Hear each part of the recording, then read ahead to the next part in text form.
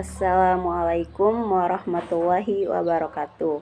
Yang terhormat dosen pengampu Bapak Humaydi SHIMHI beserta teman-temanku sekalian. Pada kesempatan ini kami dari kelompok 1 akan mempresentasikan tentang materi pengantar ilmu hukum. Oke, langsung saja. Yang pertama, posisi pengantar ilmu hukum dalam sistematika ilmu hukum secara keseluruhan. Kedudukan pengantar ilmu hukum merupakan dasar bagi pelajaran selanjutnya tentang ilmu pengetahuan dari berbagai bidang hukum. Oleh karena itu, pengantar ilmu hukum berfungsi memberikan pengertian-pengertian dasar baik secara garis besar maupun secara mendalam mengenai segala sesuatu yang berkaitan dengan hukum. Selain itu, pengantar ilmu hukum juga berfungsi pedagogis, yakni menumbuhkan sikap adil dan membangkitkan minat dengan penuh kesungguhan mempelajari hukum. Selanjutnya, sejarah penggunaan pengantar ilmu hukum. Pengantar ilmu hukum merupakan terjemahan dari mata kuliah In Leading to the Rechtswetenschappe yang diberikan di Rechtschool atau Sekolah Tinggi Hukum Batavia di zaman Hindia Belanda yang didirikan pada tahun 1924 di Batavia.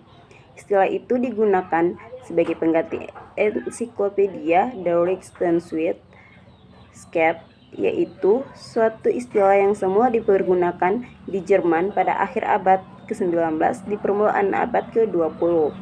Istilah itu pun sama dengan yang terdapat dalam Undang-Undang Perguruan Tinggi Negeri Belanda Hoger Onderwijs pada tahun 1920 di zaman kemerdekaan. Yang pertama kali menggunakan istilah pengantar ilmu hukum adalah Perguruan Tinggi Gadjah Mada yang didirikan di Yogyakarta 13 Maret 1946.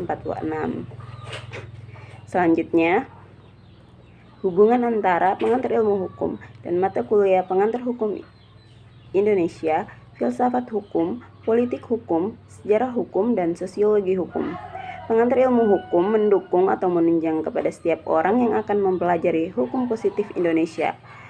Pengantar ilmu hukum menjadi dasar dari pengantar hukum Indonesia, yang berarti bahwa untuk mempelajari pengantar hukum Indonesia atau tata hukum Indonesia harus belajar pengantar ilmu hukum dahulu, karena pengertian-pengertian dasar yang berhubungan dengan hukum yang diberikan di dalam pengantar ilmu hukum, sebaliknya pokok-pokok bahasan pengantar ilmu hukum merupakan contoh konkret apa yang dibahas dalam pengantar hukum Indonesia.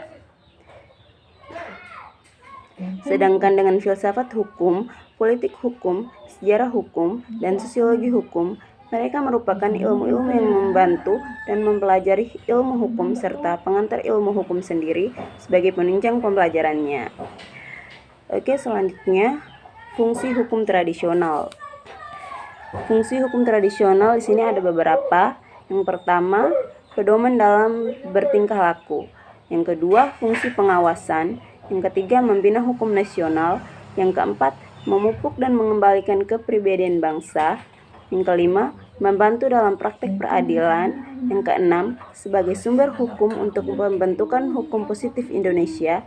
Dan yang ketujuh, dapat digunakan sebagai lapangan hukum perdata. Oke, selanjutnya fungsi hukum modern. Fungsi hukum modern yang pertama, sebagai alat pengatur tata tertib. Yang kedua, sarana untuk mewujudkan keadilan sosial. Yang ketiga, sarana penggerak pembangunan. Yang keempat, alat penyelesaian sengketa. Yang kelima, memelihara kemampuan masyarakat untuk menyesuaikan diri dengan kondisi kehidupan yang berubah. Yang keenam, mengatur tata tertib di dalam masyarakat secara damai dan adil. Dan yang terakhir, yang ketujuh, melayani kehendak negara mendatangkan kemakmuran dan kebahagiaan rakyat. Yang kedelapan, mewujudkan keadilan yang berfaedah bagi rakyat dengan cara menjaga kepentingan rakyat.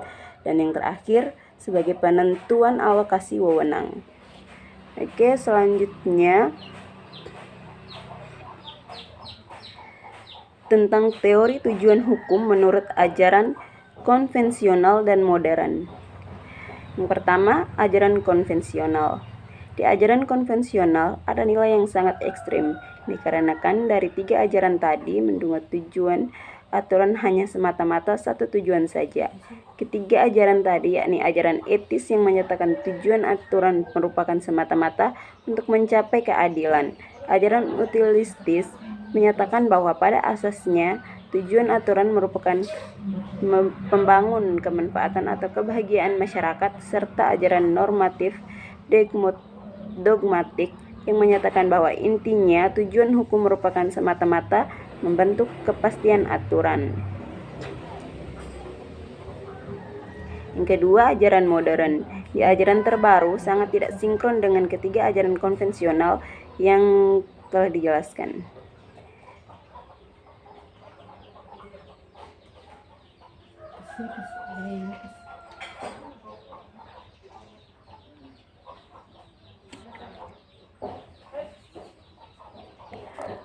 Sekian presentasi dari kelompok kami. Kurang dan lebihnya mohon dimaafkan.